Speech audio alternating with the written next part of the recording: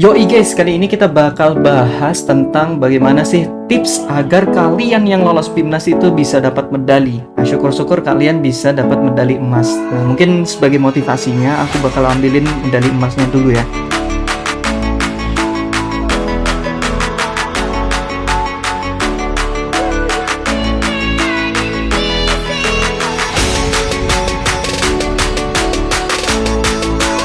Kalian bisa dapat medali emas atau ya minimal dapat medali perunggu, baik itu di presentasi maupun di poster.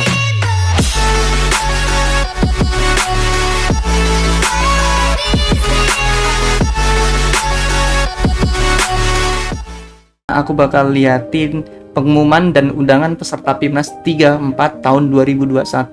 Jadi ini dari websitenya Dikti ya teman-teman ya. Ini ada ya ini adalah suratnya, terus kita lihat finalis-finalisnya. Oke, ini ada dari PKM GFK ya teman-teman ya. PKM GFK ada dari mana nih? Banyak banget nih. Ada dari IPB, Institut Seni Indonesia Surakarta, Universitas Bangka Belitung, Universitas Halu Oleo, Lampung, Brawijaya, ada UGM, ada Politeknik Elektronika Negeri Surabaya, IPB. Hey, jadi ini PKM RE masih ini PKM yang sosial humaniora, PKM RSH. Terus kemudian ada PKM apa lagi nih? Oh, ini rekapnya teman-teman. Jadi ini rekapnya paling banyak adalah UGM ya teman-teman ya. Dengan total seperti itu. Finalisnya ada 128, diikuti dengan IPB finalisnya ada 66. Terus kemudian ada ITS ada 59. Ya begitu ya teman-teman ya. Aku ucapin selamat bagi kalian yang lolos PIMNAS. Semoga kalian bisa berjuang di PIMNAS dan syukur-syukur kalian bisa pulang mendapatkan medali. Tips pertama adalah siapkan mental kalian. Nah, mental di sini memang sangat berbicara ya guys ya. Kenapa? Karena ketika kalian udah lolos PIMNAS ini berarti kalian perlu mengorbankan waktu kalian, perlu mengorbankan jiwa tenaga kalian untuk menghadapi PIMNAS ini. Kalian terpilih sebagai PIMNAS itu sangat luar biasa. Apalagi misalnya dulu sebelumnya belum ada cutting atau kakak-kakak kuliah kalian yang belum pernah, dan kalian satu-satunya dari fakultas kalian yang bisa lolos itu sangat luar biasa. Tips yang kedua adalah time management. Nah, di time management ini teman-teman harus bisa membagi waktu antara teman-teman ini meneruskan penelitiannya atau mencari sumber data yang lebih valid, atau teman-teman bisa membagi waktu sama teman-temannya untuk pembagian tugas. Yang perlu teman-teman sadari bahwasanya teman-teman perlu membuat presentasi, teman-teman perlu membuat poster, teman-teman perlu membuat laporan akhir dan sebagainya.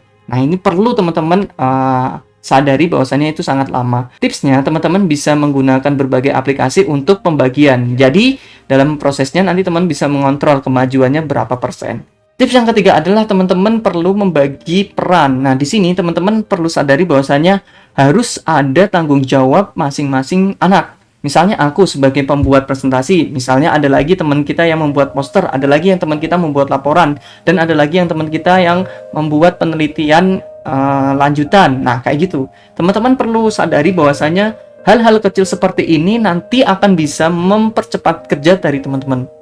Nah, teman-teman, setelah teman-teman tadi sudah tahu bahwasanya perannya apa-apa, teman-teman harus bisa merelakan ketika teman kita nggak bisa ngerjain sesuatu. Nah, teman-teman harus ngelakuin, atau kita ambil tanggung jawab itu dan kita bantu. Itu sangat penting ya teman-teman ya. Jadi ketika misalnya teman kita sibuk padahal kita harus ada ngerjain sesuatu, nah teman-teman harus merelakan waktu teman-teman untuk mengerjakan. Karena kalau misalnya kita saling ego, itu maka nggak bakal jadi.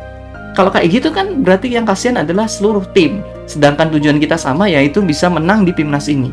Gitu ya. Jadi teman-teman turunin ego teman-teman ya. Oke, tips yang keempat adalah perhatikan ketentuan. Apa sih ketentuan dari pembuatan laporan? Apa sih ketentuan pembuatan presentasi?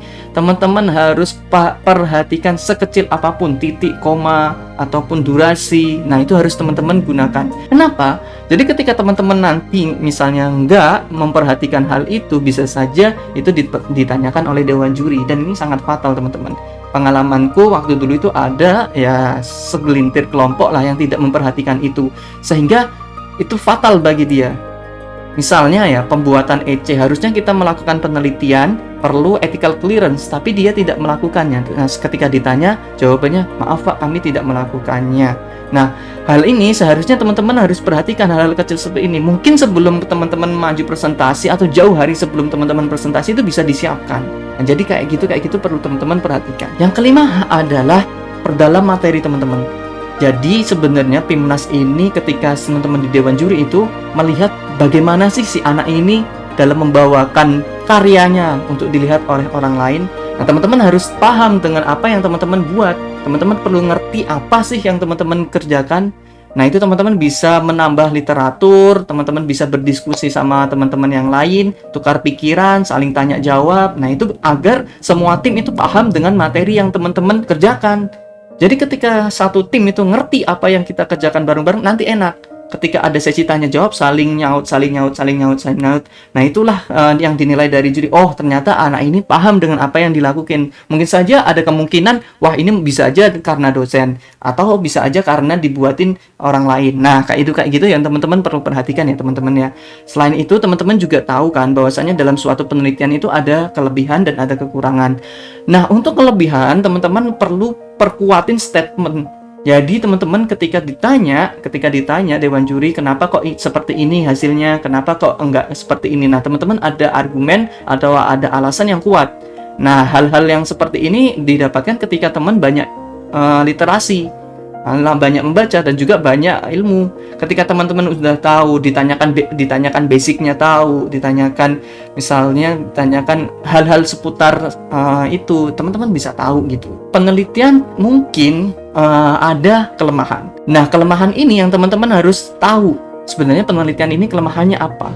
Nah, ketika nanti misalnya ditanya, apa sih kelemahan penelitian kalian? Nah, ini salah satu tips ya. Ya, teman-teman bisa jawab. Apa misalnya penelitian ini, maaf Pak, atau maaf Bu, penelitian kami kelemahannya adalah kami menggunakan metode ini, sementara ada metode yang lebih baik. Nah, teman-teman perlu alasan kenapa sih teman-teman nggak bisa menggunakan metode itu. Nah, misalnya karena waktu atau karena alatnya susah didapat. Nah, kayak gini yang teman-teman perlu list ya. Nah, ini menyambung juga yang tips yang nomor 6, yaitu ketika teman-teman nanti siap maju, teman-teman harus mempunyai list pertanyaan. Daftar list pertanyaan yang teman-teman buat, teman-teman susun, dikelompokin. Oh, ini misalnya topik tentang metodologi, pertanyaan-pertanyaan metodologi teman-teman taruh.